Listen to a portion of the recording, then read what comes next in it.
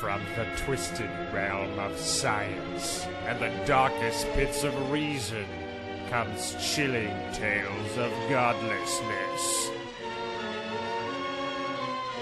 Bear witness to the unfathomable terror that is the Good Atheist. Yes, Ryan is not, deceased or anything else like that, which is always the joke that we start off with every time Ryan's not here. It's like, he's dead, ha ha ha. And you know what? One day that'll happen and it won't be funny. It won't be funny. Well, maybe it'll be hilarious. hilarious. It will be hilarious. Everyone's going to have a big, giant laugh. And you know what? You should laugh at the face of death because otherwise it's too depressing. Yeah, well, if it's going to be the last thing you do, you might as well go out laughing, I would say. Yeah, go out laughing. Exactly. Go out slaughtering. I will laugh at pancreatic cancer. I'm going to go out bombing. You know what? I don't think anybody should be going out with any INGs. No. No. Too many INGs are bad. I don't want anyone doing anything other than just dying. What just about die. sleeping? Well, what was that saying there? It was one of those Jack Handy quotes. When I die, I want it to be in my sleep, like my uncle, not like screaming and yelling like the passengers of his car. Yep, I know that's a classic one. So it's almost like one of those things that you wish you could say that you invented it, I know, because all of a sudden you're done. You did it. You Yep. did that one thing that everybody knows. Yeah, but no, you got to give props because everybody knows that it's not yours too. Oh yeah, you can't get away with that shit. It's like I'm not foolish enough to think that I can get away with talking about foolish. You know what I realized? I realized yesterday. That is a segue. I realized yesterday on the podcast we were originally talking about the cat. Now, if you are not a patron, that's the bonus show that's available for patrons only. You need to go check it out because we had a pretty good one yesterday on Scientology. So if you love Scientology, guess what, bitch? You got to pay for it. Bam. Well, that's Scientology. It fits. That's the theme of Scientology is you pay for the information. I think it's fitting. I think it's only fitting that I hide it. Plus it has another advantage too. You know, when you hide it behind the podcast, the wall of curiosity. Yeah, the wall of curiosity. Fewer of the Scientologists will be able to hear the kind of things you say because I don't want to get sued. So it's just smart thinking. But anyways, the story that I was originally supposed to talk about was Ryan's cat who did something. I forgot to mention because my rant was actually basically at the time was just that cats, tend to generally like me, or at least I think they try to fuck with me. And what he did was here's basically the story of what happened the other day with the cat, and you should all be made aware that the cat is still alive, so that's an important amendment to the story. I let him live. Be in a coma and still be alive. I left him live. I left him to live. I go downstairs about a couple of days ago, and I go to bed, and all of a sudden when I'm lying down on my blanket, I touch something wet. Oh, this is not going to end well. I touched something wet. So at first I was like, shit. I remember the night previous I had eaten some cereal in bed because I couldn't fall asleep. And I thought, holy shit, did I spill cereal or something like that without knowing it? But it wouldn't explain why it's wet. And all of a sudden there's a distinct smell that starts emanating, And I realize, like, it's kind of like, when your lips quivering? Like, yeah. Where you're like, I can't believe this is happening. You're like, well, motherfucking cat shit on my bed. Motherfucker. Shit on my bed. Welcome to cats. And the reason is because Ryan is gone on vacation, so he's not getting the kind of attention that he wants. I was wondering what all that meowing was about. I'm like, why is this cat meowing? And it was him on my bed meowing, being like, come here. Come here. I'll show you something. Come here. And I don't even know if it was I want to show you something. It's more like, pay attention to me. Pay attention. And I was like, fuck you. Obviously it's going to be like, oh yeah? I'm going to shit on your bed, motherfucker. You are going to pay attention to me. Good or bad. One way or another. So I had to kind of suck it up, threw the blanket in the washer, tried to fall asleep despite mounting rage. So, for the next few podcasts, if you hear a cat meowing and you hear me yelling, that's just me kind of like taking out some of that frustration. Fair enough. Cat shits on my bed, and that cat actually mauled me the last time I was here. I made the horrible mistake of petting. Don't pet him. He doesn't want to be pet. You know what he wants? He just wants to lie on top of you. Yeah, that's all he wants to do. He's in like weird 30-degree weather. That's 30 degrees Celsius. It's like, do you want a 14-pound creature to heat up your crotch area? I don't think so. It's like, if I want swamp crotch, then the cat can sit on this thing. Yeah. Otherwise, no. Yeah. Okay, let's talk about of atheist-related stuff rather than all this cat hating. Otherwise, I'm sure that the female fans that do think that I'm cute were probably completely utterly repulsed by that. So let's move on. Okay. Because anytime you say anything bad about cats, the girls hate you. Do they? Most of them do. They think that there must be some horrible things. Like, all of a sudden, if you hate cats, you're going to hate kids or something. I'm like, they're not the same. Cats aren't the same as kids. They're really not the same. You can't castrate your kids. I'm like, I'll tell you what, if you think that your cats are like your kids, you are fucked up. I don't want to date you. I'm not dating you. There you go. Now, the one thing that I put up, and this is an article that really got popular. It wasn't anything that I tried to do. Like, once in a while I try to promote articles. This one I wasn't. I was just commenting on the fact that Kirk Cameron has released a 150th anniversary of the Theory of Evolution book. And which he studied exhaustively, right? Oh, well, he must have, because he decided to include a 50-page special introduction about evolution. And it includes passages about why Darwin doubted his own theory, how he was trying to use evolution to justify the Holocaust or other kind of genocidal tendencies, that he was a racist. How Ben Steinian of him. Oh yeah, and they quoted some of his actual. There's this very famous quote where he talks about how natural selection could be applied to human beings. He was I think I know exactly what you're where he's talking about, in nature the lowest of people wouldn't be bred and that kind of stuff.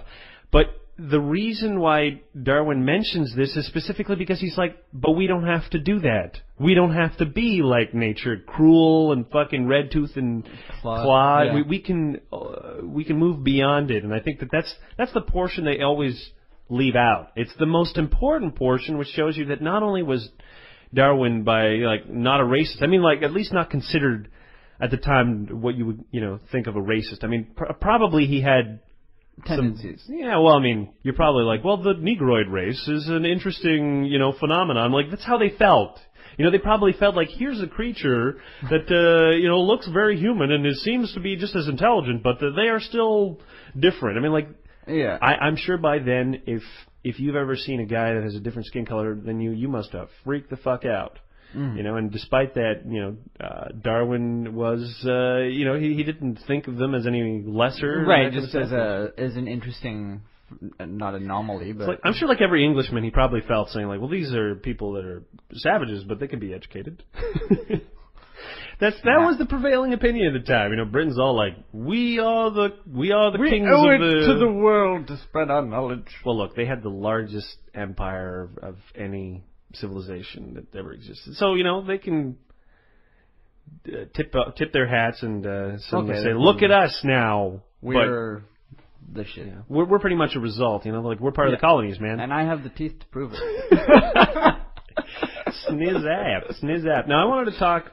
I wanted to talk about Kirk Cameron in particular, and this is for people who may not know who he is. When was the last time we slammed him? Because it seemed like so long ago we were talking about Left Behind and The Master. Kirk Cameron, when we tried to watch... Okay, for anybody that doesn't know, Kirk Cameron was on... was it Growing Pains? Growing Pains. Yeah, he was Mike Seaver in Growing Pains. And at teen 18... heartthrob. Oh, he was a teen heartthrob, yeah, at the time. And...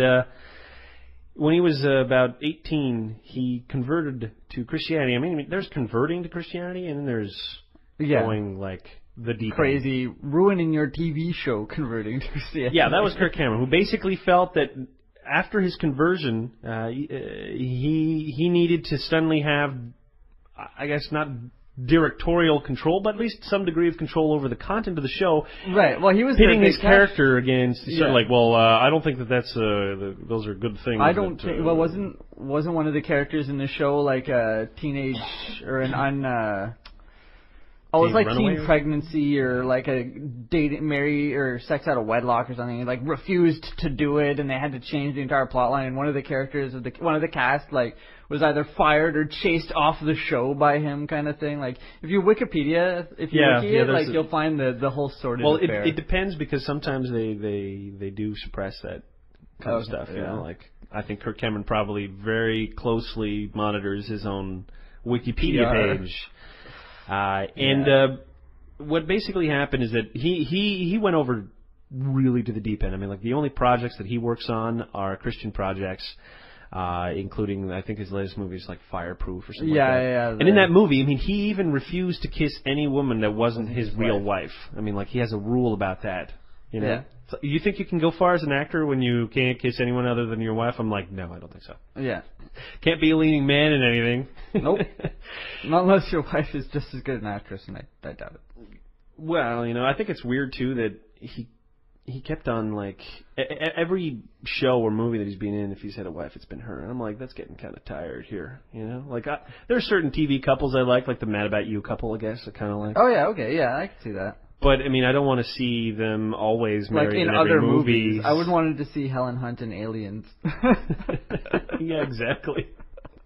That would have just... Well, I don't think anybody wanted to see Paul Reiser in Alien in the first place, but... He played it. He was a delightful asshole in that movie. He got his. Yes, he did. Yes, he did. And I think that we're all happy that Paul Reiser got his.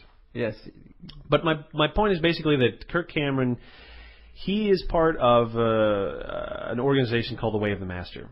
And what the Way of the Master is that they're basically an organization that is very hardcore evangelical organization that wants to convert people over to Christianity. And they have a very specific mandate about how to accomplish this. And the best way that I can describe it is using their own words, where they suggest that people bypass the intellect, or what they call the area of doubt. Reason, doubt. Reason, logic, whatever. I think they even admit that this is that same reason. They're like, you need to speak to people's emotions. Yeah. And that's how you're sort of like going to get through them. And I'm like, that's past the brain. Exactly. Into the gut.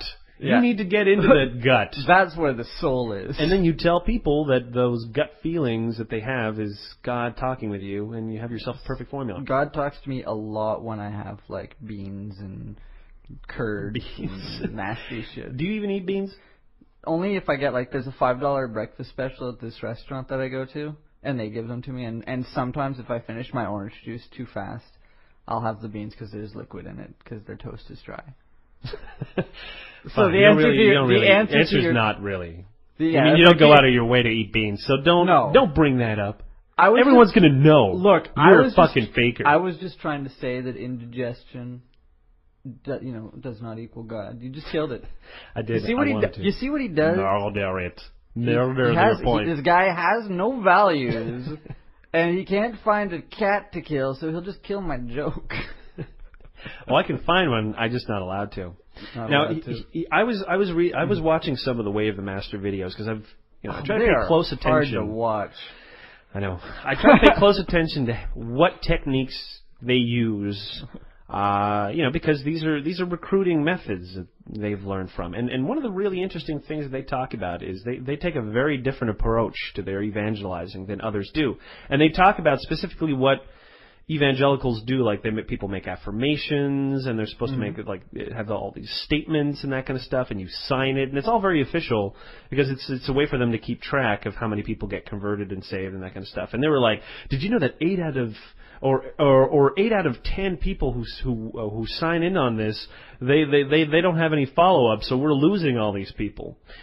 Which is an interesting way of seeing it. I'm like, I'll tell you what, I actually think the reason that 8 out of 9, or 8 out of 10 people might be eventually kind of not following through is because they were just signing it to be polite, dude.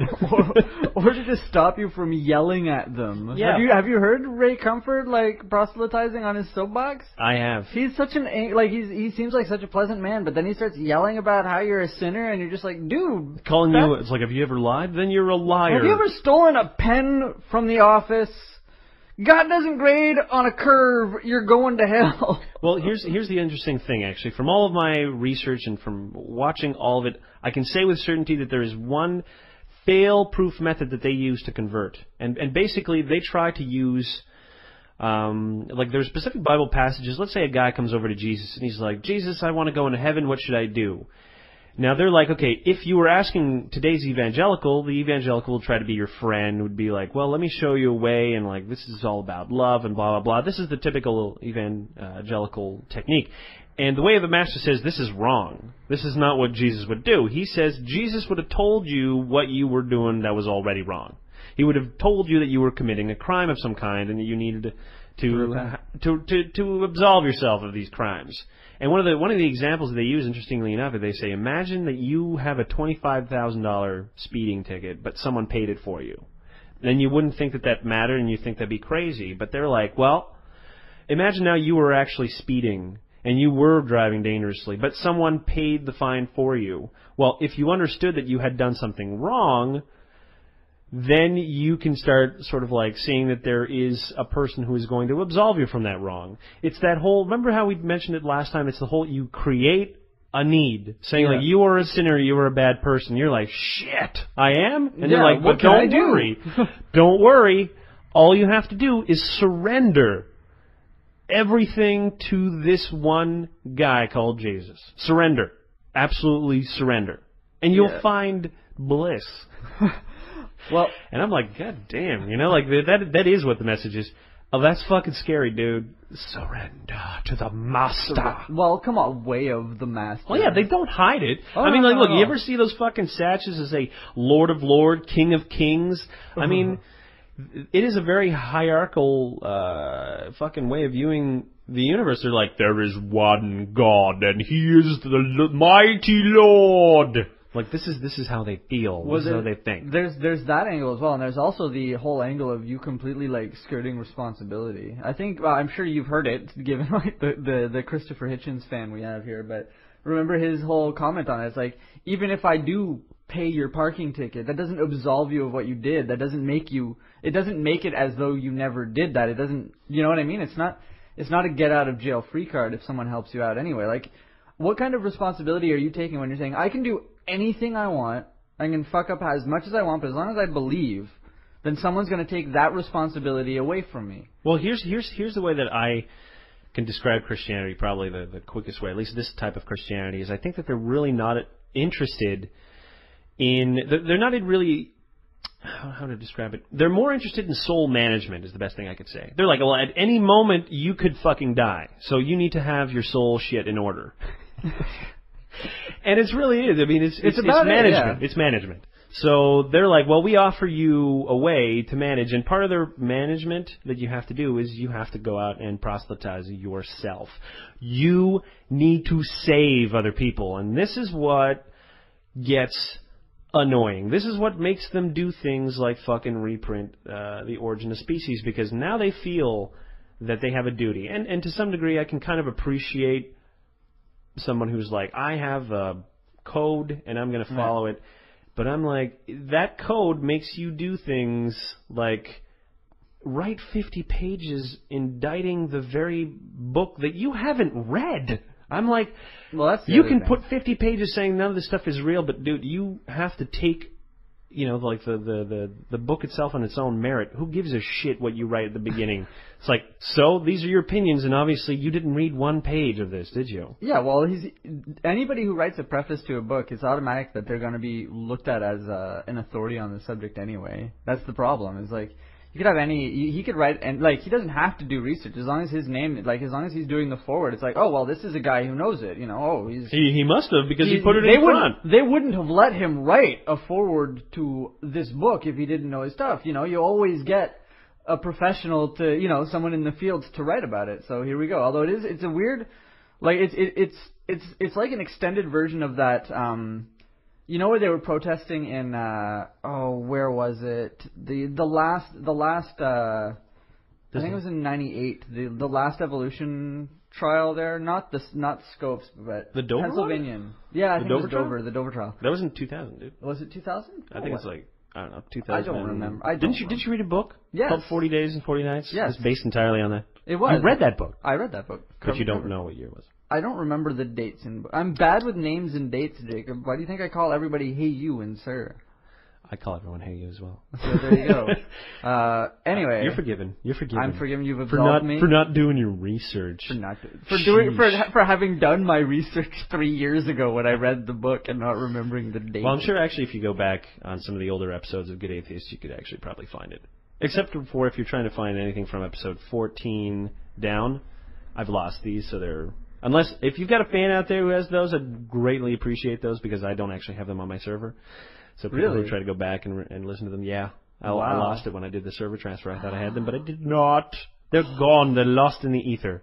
Oh, that's tragic. So I mean, there's bound to be hopefully somebody out there who has some. So if you do, send me an email, jacobfortin@gmail.com. I'd appreciate it, actually. Yeah, I think some of the fans would appreciate it. I've been getting emails asking me, like, hey, where are those episodes? I want to listen to them. You're like, sorry. They're gone. They're gone. They're gone. They were raptured.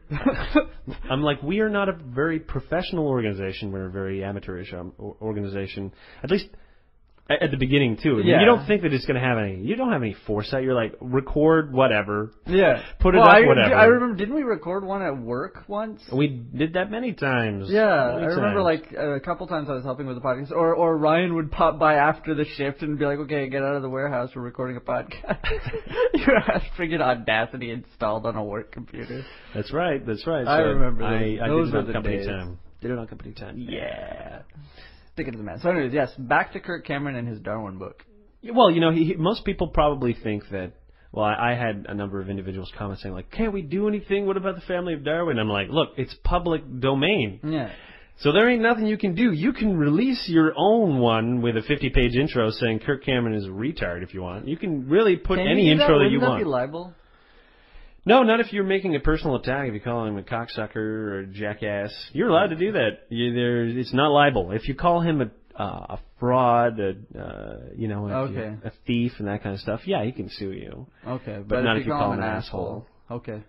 I learned from the first episode of Bullshit. He's a piece of shit.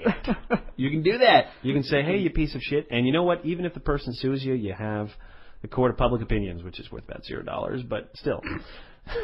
Whose point did you just prove? Oh, yeah, I just wanted to get back to my point. His 50-page intro is a lot like that little stamp that they put on the science books that says, you know, this is just a theory and it's not real.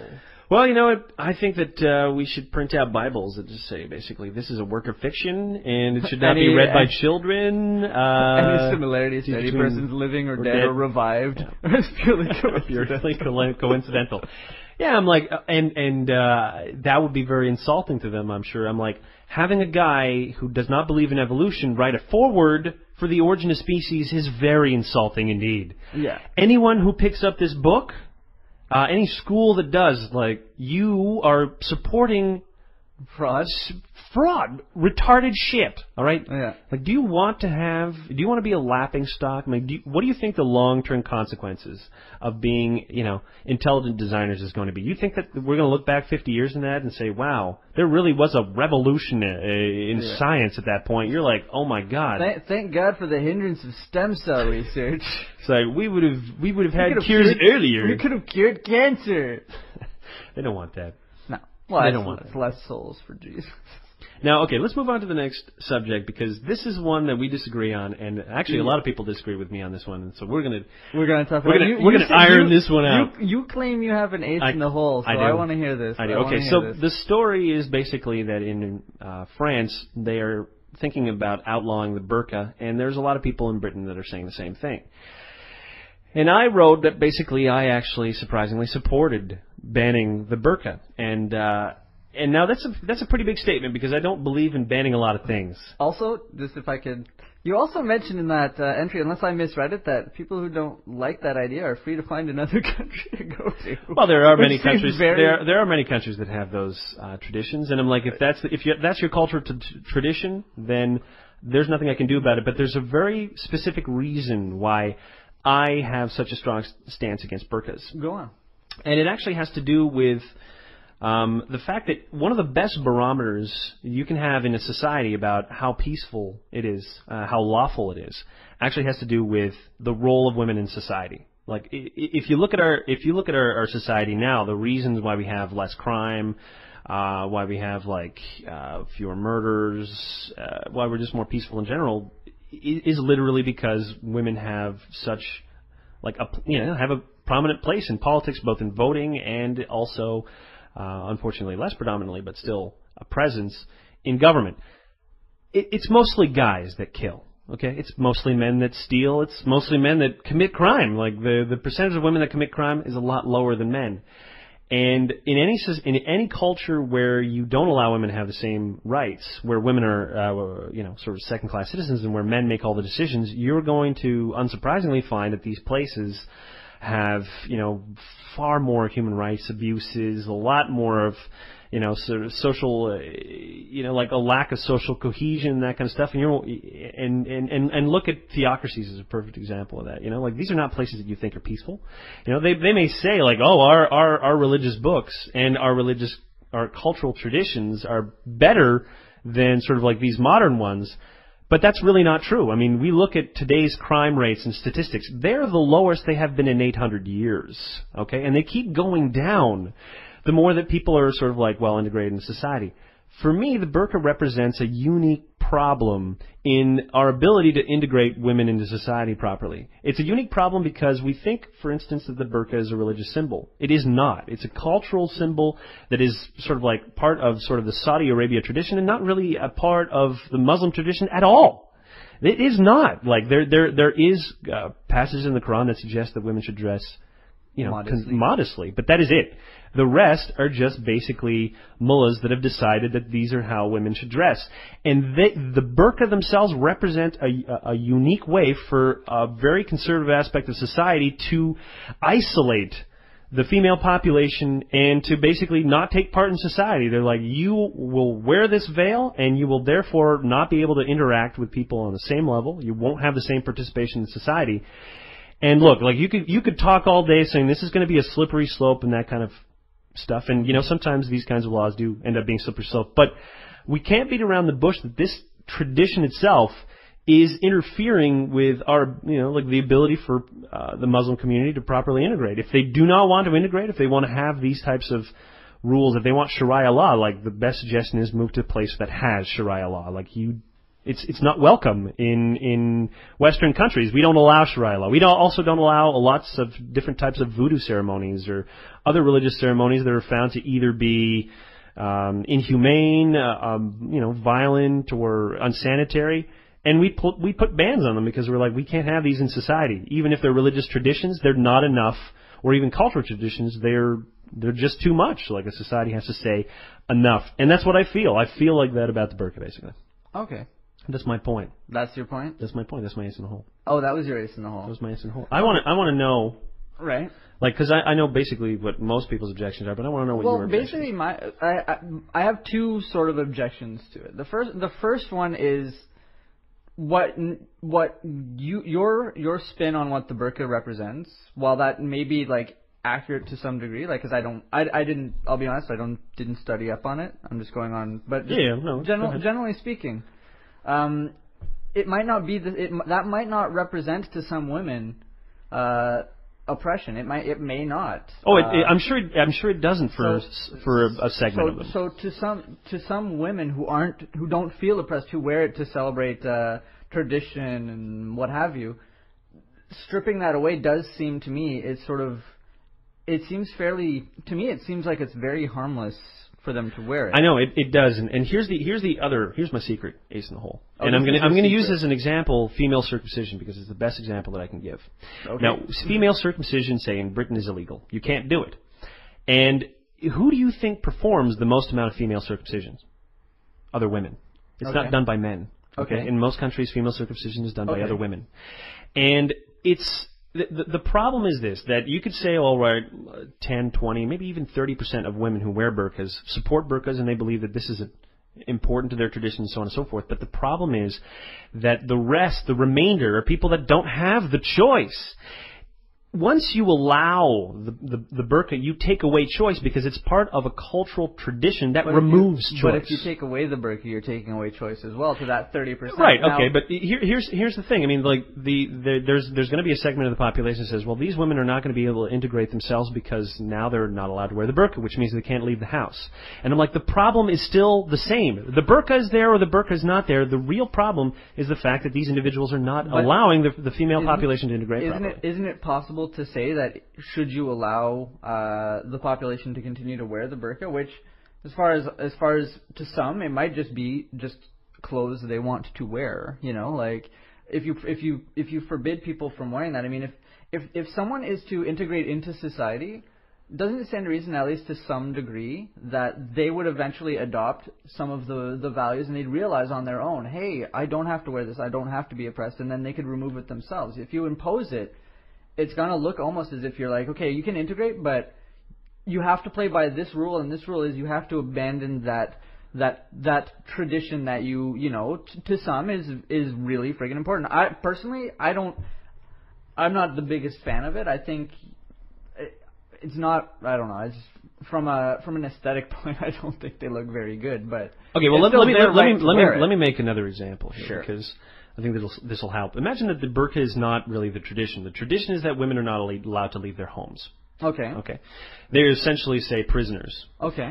Now, you could say, well, that's an important part of the tradition, and 10 or 30% of these women want to stay at home, and they should be able to do so, and so on and so forth. But the problem is that essentially the tradition itself is meant to do one thing, and one thing alone. It is meant to isolate women away and to make them to be essentially second-class citizens and unable to interact with other human beings on an equal level.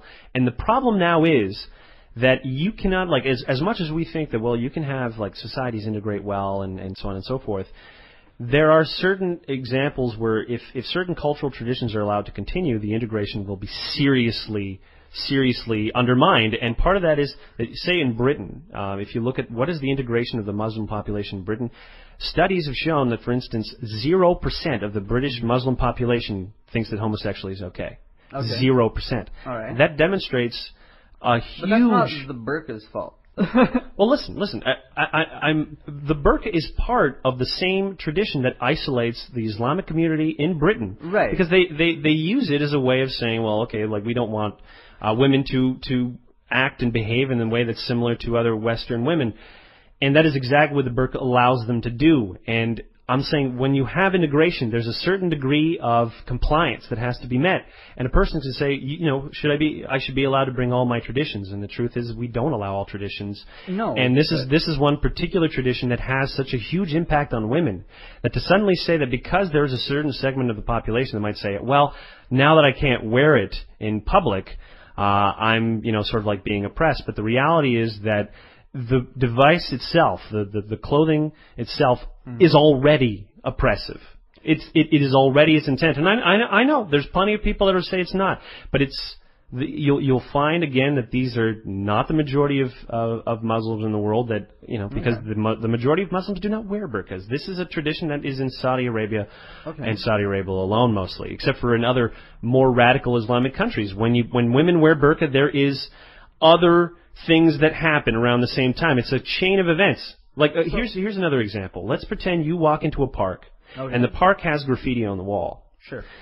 That will have a profound impact on how other people treat property around it. All right. It's called the broken window effect. That essentially, if you're walking down the road and you see a building that has windows broken and that kind of stuff, you are less likely to sort of, like, you know, throw your trash in the garbage or that kind of stuff. You may also actually act and do vandalism, actually, just because there is no consequence to your actions. It leads to a certain mode of behavior. Well, the burqa is the same way. It leads to a certain mode of behavior in the population where they enforce its wear. But you're from banning the burqa, and I think it's going to be a stalemate. But enforcing the ban on just the burqa, isn't that more just? I mean, if we're talking about the burqa as an article of clothing or as something that someone wants to wear, forbidding them from wearing that really doesn't seem, to me, it still doesn't seem fair. Now, if we're talking about people who are being held hostages in their houses, and that's part of a tradition, well, that's a harmful tradition. But just wearing the burqa, even if it's part of it, you would just be treating a symptom, and you wouldn't be treating the actual cause of it at the same time. Yeah, but we treat symptoms all the time in order to be able to give the patient sort of better life. AIDS patients, you have to treat the symptoms. Yeah. I mean, the idea is that you need to, like, when you get rid of it, you would, and I'm not saying this sort of like, you know, sort of like as just a matter of fact thing. Look at in France, where they do have more serious rules against certain traditions. The Muslim population is better integrated than when, say, in Britain, where they're a lot more lax. And you're kind of like wondering, well, that seems oppressive, and we really shouldn't do that. And you're right. It doesn't It shouldn't be necessary. But unfortunately, we have to be pragmatic about this. And it makes things unfair. It makes us do things that we're uncomfortable with. But when it comes to the social impact of the burqa, like, do not underestimate the fucking danger it presents, particularly to women. Like, there's a reason why, say, every year in Great Britain, 500 women are circumcised. And there's nothing that the police can do about it because these communities are so closed off. There is no integration. And part of that is in the traditions that they maintain that allows them to be isolated. And I'm like, these are the kinds of traditions that we have to get rid of. Like, I would love it if it could just be sort of through an educational campaign and what have you. But I'm like, they don't even educate their own women. Do you think there's going to be an education campaign for these people? No! They've already taken the position that these women are not supposed to be educated. Education is not the key. It's like, I'm sorry, we're just going to have to be dicks right now. And, I hate to be the dick, but you have to. You fucking have no choice. They don't play by your rules. They really don't. It's like, we can't be Mr. Nice Guy about everything, and the burqa is definitely not one of those things. You look at any country that has the burqa, and the rate of, sort of like female abuse, the rape, all these kinds of things, they're scary. These are statistics that would make you want to cry. And it's just because when you create, a repressive device that creates a second-class citizen in any country, don't be surprised when that second-class citizen is a fucking, is in trouble, if they're being shit on. And I'm saying that we can't allow that. We cannot allow that. It's just, I know, it sucks. I hate it. I wish it wasn't true. I still struggle with it, but at the end of the day, the pragmatic response is that if we continue this to happen, they will not be integrated. I can guarantee you that they will not integrate, and you will have generation after generation of uneducated women that live in segregated societies within sort of these communities. You're just going to have sort of like these completely and utterly isolated communities, and that's it. And they will not integrate. The burqa is the symbol of the refusal to integrate. Okay. There is no clearer symbol of the refusal to integrate than the burqa. None. Like, none. It's like, it's not even, like I said, it's not even a Muslim tradition. It's a fucking... Right. It's a Saudi, right? Yeah. It's a Saudi tradition. Okay. Agree to disagree?